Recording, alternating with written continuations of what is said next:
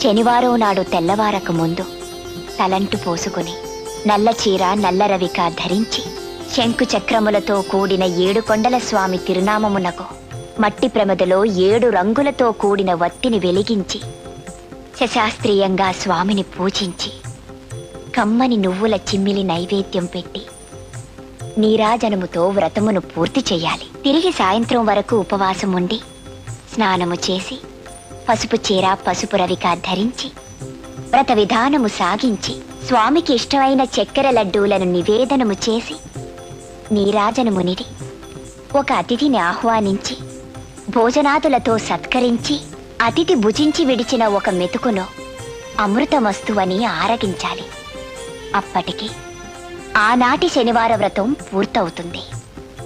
ఈ విధంగా 7 శనివారములు వ్రతమును చేసినచో ఉద్దేశించిన సత్ఫలమును పొందగలరు.